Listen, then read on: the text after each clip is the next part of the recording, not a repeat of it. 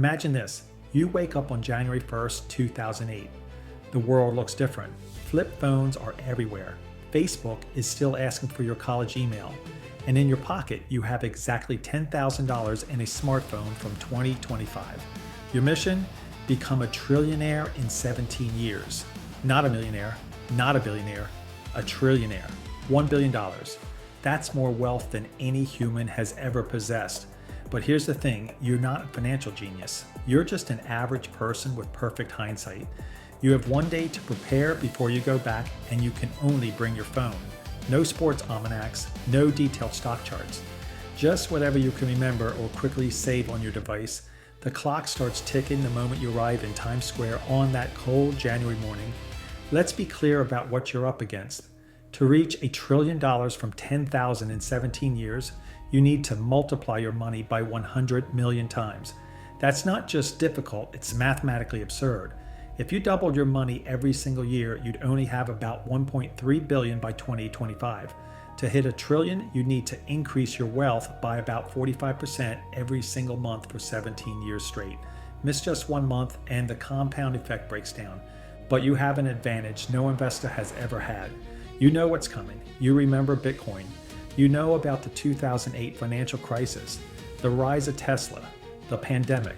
Every major market movement is locked in your memory or saved on your phone.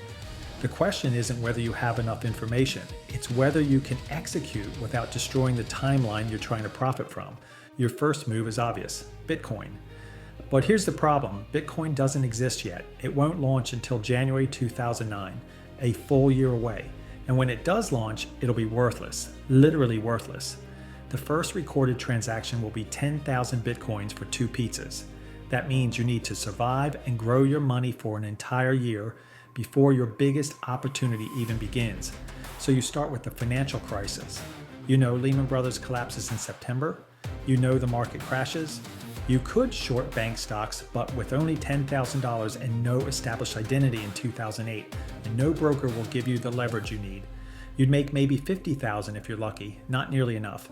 Instead, you do something smarter. You use your future knowledge to establish credibility. You start a blog predicting the financial crisis in detail. You call out specific banks, specific dates. When your predictions start coming true, people notice. Media outlets pick up your story. Suddenly, you're the mysterious prophet who saw the crash coming. Investors start throwing money at you, not millions, but enough to matter. By the time Bitcoin launches, you've turned your 10,000 into about 200,000 through careful options trading and a small hedge fund you've started with believers. January 2009, Bitcoin goes live. This is your moment, but you can't just buy Bitcoin. It's not for sale yet. You have to mine it. With your future knowledge, you set up the most efficient mining operation possible. You know exactly which hardware to buy, which pools to join. While everyone else is experimenting, you're accumulating. By the end of 2009, you own about 5% of all Bitcoin in existence. That's roughly 50,000 coins that cost you almost nothing to acquire. But here's where things get dangerous. In your timeline, Bitcoin hits $69,000 in 2021. Your 50,000 coins would be worth about 3.5 billion. Incredible wealth, but nowhere near $1 trillion. You need to do more, much more. 2010 arrives. You know that on May 22nd, someone will buy 2 pizzas for 10,000 Bitcoin, establishing the first real-world value.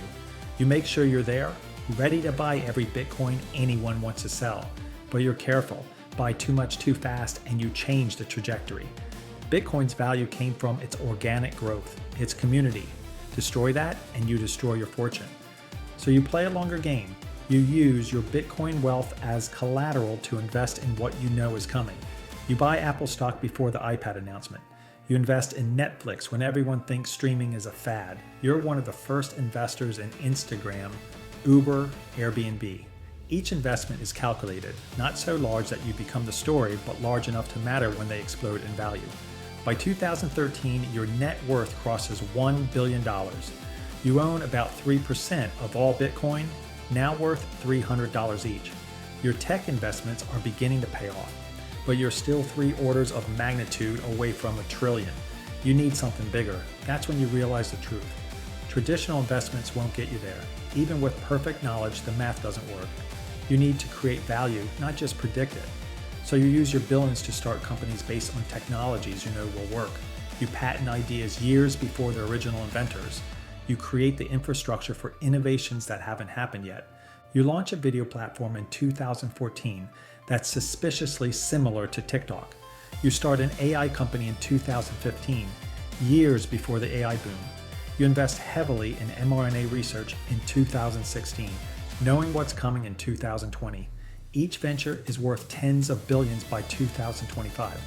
But even this isn't enough. By 2020, you're worth maybe $100 billion. Incredibly wealthy, but still short of your goal. Then the pandemic hits.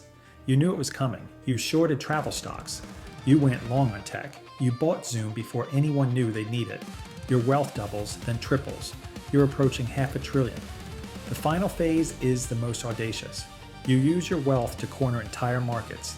You buy significant stakes in every major cryptocurrency before the 2021 boom. You control enough Bitcoin to influence its price. You own enough Ethereum to affect DeFi. You're not just riding waves anymore, you're creating them. By 2024, you've built an empire worth $800 billion. Close, but not quite there. You need one final push. You take everything, every asset, every company, and you leverage it. You know exactly when markets will peak, when to exit. You time it perfectly. But here's the twist. The moment you cross the $1 trillion threshold, everything changes. Markets react to your movements, governments intervene. Your very existence has warped the timeline so much that your future knowledge becomes useless. The butterfly effect of your wealth has created a completely different world. You've achieved the impossible. You're worth over $1 trillion. But the world you're rich in isn't the world you came from. Bitcoin's value is different because you own so much of it. Companies exist that shouldn't. Technologies have advanced faster. The stock market has different patterns.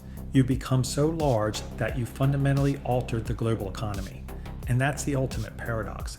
To become a trillionaire with future knowledge, you have to change the future so much that your knowledge becomes obsolete. You succeed not by following the timeline, but by breaking it. You don't just profit from history, you rewrite it. The real question isn't whether an average person could become a trillionaire with $10,000 in future knowledge. It's whether they could do it without fundamentally destroying the timeline they're trying to profit from. And the answer is no.